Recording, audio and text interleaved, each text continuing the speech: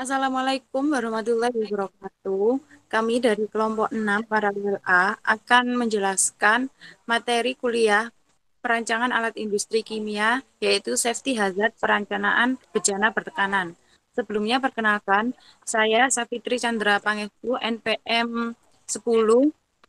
Kemudian ada teman saya, Marifatul Ain, NPM 12, Rizky Andriana, NPM 13, dan Mutia Zevi, NPM 16. Bejana bertekanan.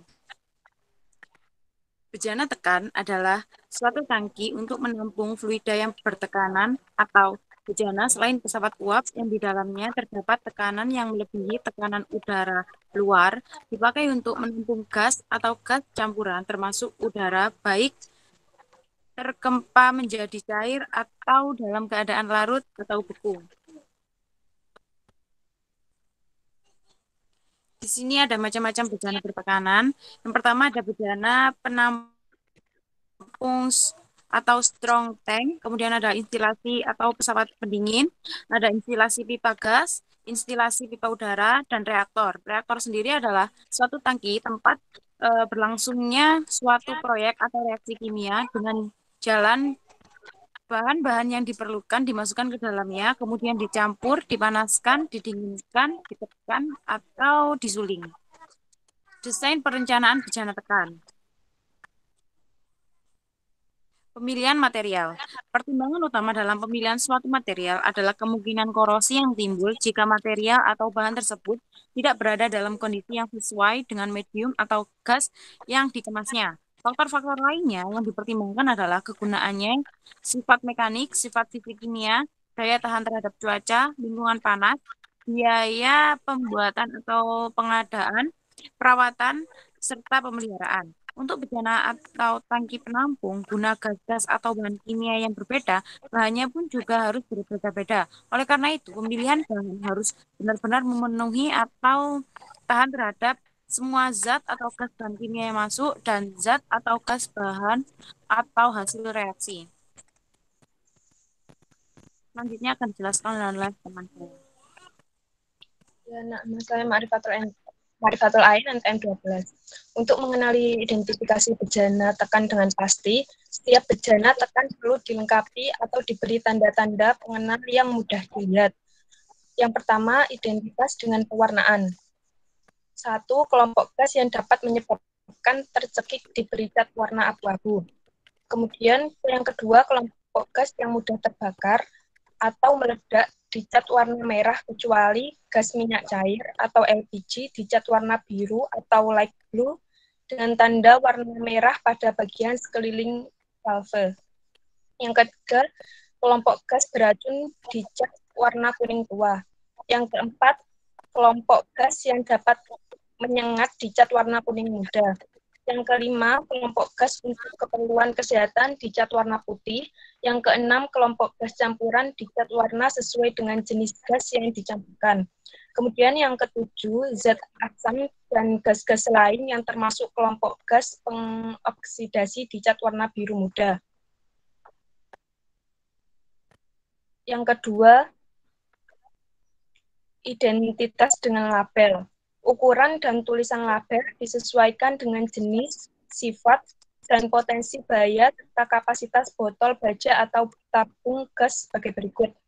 Yang pertama, pemberian label ditempelkan pada pundak botol baja atau tabung gas. Yang kedua, ukuran dan warna label disesuaikan dengan jenis, sifat, dan potensi bahaya serta kapasitas gas. Yang ketiga, isi label memberikan keterangan tentang jenis gas, simbol bahaya gas, peringatan tentang bahaya atau kecelakaan, dan cara penanggulangan bahaya atau kecelakaan. Yang ketiga, identitas dengan huruf. Dituliskan, diisikan, dibuat dengan huruf balok warna hitam, nama gas yang ditulis. Kemudian yang keempat, identitas dengan plat nama atau tanda selak letter. Dilakukan dengan cara penandaan dengan cap huruf pada pundak botol baja atau tabung gas. Terhadap botol baja atau tabung gas yang mempunyai tebal dinding kurang dari 4,0. Selak splatter dilarang dilakukan karena dapat mengurangi kualitas kekuatan. Kemudian yang kelima, identitas dengan tanda-tanda bahaya dan simbol. Guna melengkapi untuk tidak menimbulkan keraguan-raguan bagi operator atau bagi pekerja maupun orang lain, dan demi keselamatan ke semua pihak, maka setiap bejana dan portable harus diberikan tanda khusus dan simbol tentang yang pertama jenis gas, kedua simbol atau stiker bahaya gas, yang ketiga peringatan tanda bahaya, yang keempat khusus bejana pengangkut atau transport harus memakai bendera merah, contoh tanda bahaya dan stiker. Yang kelima, gambar lidah api dengan tulisan seperti berikut. Simbol sifat fisiknya, sifat bahaya bahannya, dan keterangannya. Next. Kemudian pemeriksaan, pengujian, sertifikasi bejana tekan. Pengantar, pemeriksaan adalah serangkaian kegiatan yang dilakukan secara langsung guna memperoleh keterangan atau data lengkap dari suatu objek pemeriksaan sesuai standar atau peraturan yang berlaku yang hasilnya dituangkan dalam bentuk laporan hasil pemeriksaan. Pengujian adalah serangkaian kegiatan yang dilakukan secara langsung guna mengevaluasi atau melakukan penilaian terhadap data teknis suatu objek. Pengujian dengan melakukan pembebanan lebih sesuai standar atau peraturan yang berlaku yang hasilnya dituangkan dalam laporan hasil pengujian. Selanjutnya akan dijelaskan oleh teman saya. Saya Rizky Andriana, NPM 13. Selanjutnya yaitu prosedur pemeriksaan dan pengujian. Prosedur adalah suatu petunjuk dan tahapan yang harus dilakukan dalam suatu kegiatan. Prosedur pemeriksaan atau pengujian bejana tekan harus dibuat sejak tahap perencanaan atau desain, pembuatan atau pemasangan, dan selama pemakaian dalam rangka pemeliharaan agar bejana tekan dapat dioperasikan dengan aman atau selamat. Pemeriksaan fabrikasi atau shop inspection. Yang A, yaitu pemeriksaan selama prafabrikasi.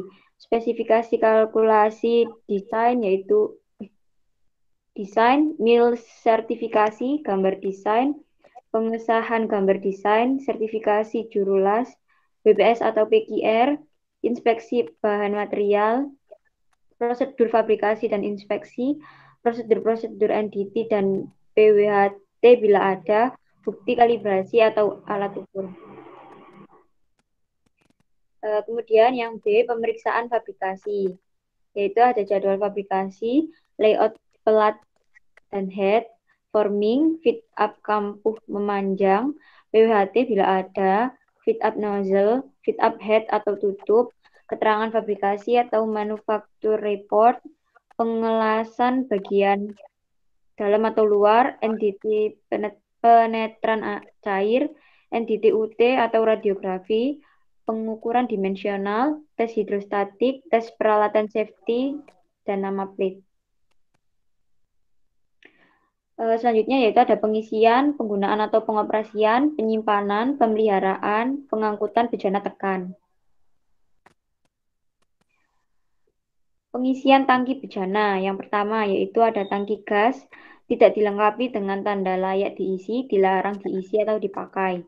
Yang kedua, sebelum diisi tangki gas harus dibersihkan dan diperiksa seteliti mungkin dari adanya karatan atau retakan-retakan yang dapat membahayakan.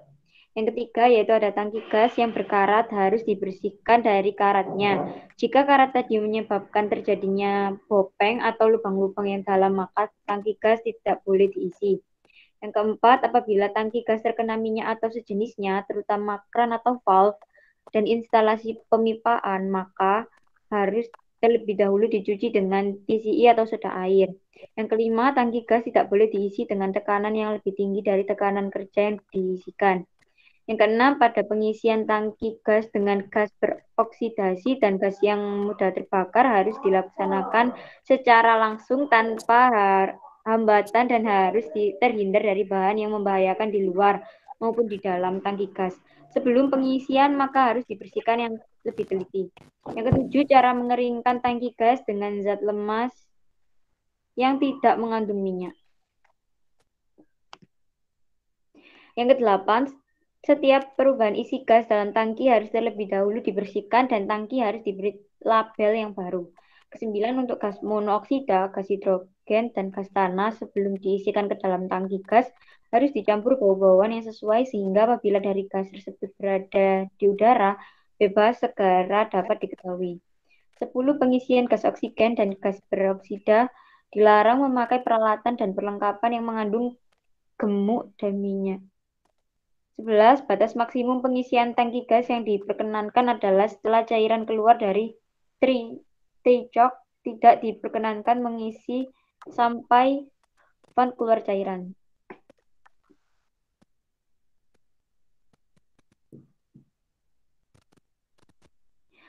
Untuk penggunaan tangki bejana, yaitu yang pertama, pakailah sarung tangan, sepatu pengaman, dan bila perlu pelindung lainnya yang khusus disediakan sesuai dengan keperluannya. 2. Apabila pipa atau instalasi membeku, maka siramlah dengan air. Jangan dipanaskan dengan api. Yang ketiga, jagalah kebersihan tangki dan kerangkanya dan jangan menggunakan gas oksigen dan kerangan bila pekerjaan harus dihentikan. Tutup kerangannya. Yang keempat, pakailah kunci yang semestinya untuk membuka dan menutup kerangan. Yang kelima, dilarang memberikan pelumas seperti oli atau gemuk menimbulkan ledakan.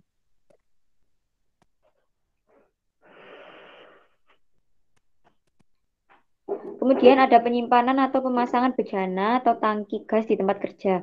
Yang pertama, tangki gas harus disimpan di tempat yang berventilasi cukup baik atau di udara terbuka dan beri pagar pengaman. Yang kedua, jauhkan tangki gas dari sumber api, panas, atau percikan-percikan api. Ketiga, hanya orang tertentu yang diperbolehkan keluar masuk tempat penyimpanan tangki gas, dipasang tanda-tanda bahaya sebelum masuk. Yang keempat, penyimpanan tangki gas harus dipisahkan menurut sifat-sifat gasnya. Misalnya gas beracun, gas mudah terbakar. Yang kelima, tangki gas yang berisi oksigen dan oksidator lainnya harus dipisahkan atau dijauhkan dari gas yang mudah terbakar. Keenam, penyimpanan tangki gas berisi gas beracun diusahakan seminim mungkin. Yang ketujuh, tangki gas yang berisi gas yang mudah dijauhkan dari barang-barang yang mudah terbakar. Kedelapan, sebelum memasuki tempat penyimpanan gas beracun, gas mudah terbakar dan gas tercekik menyisakan nafas, tes terlebih dahulu konsentrasi gas-gas tersebut dalam udara di gudang.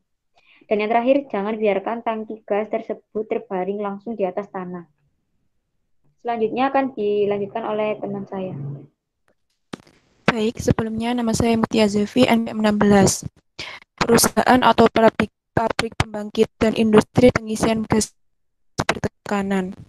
Persyaratan keselamatan kerja perusahaan atau pabrik pembangkit gas bertekanan yang pertama yaitu memenuhi syarat setelah dievaluasi dampak lingkungan bagi perusahaan yang telah berdiri sebelum Undang-Undang Nomor 29 Tahun 1986 tentang analisa mengenai dampak lingkungan. Yang kedua, sebelum perusahaan atau pabrik pembangkit gas bertekanan didirikan, harus terlebih dahulu diadakan analisa dampak lingkungan berdasarkan Undang-Undang Nomor 29 Tahun 1986. Setelah hasilnya memenuhi persyaratan, pabrik boleh dibangun atau didirikan.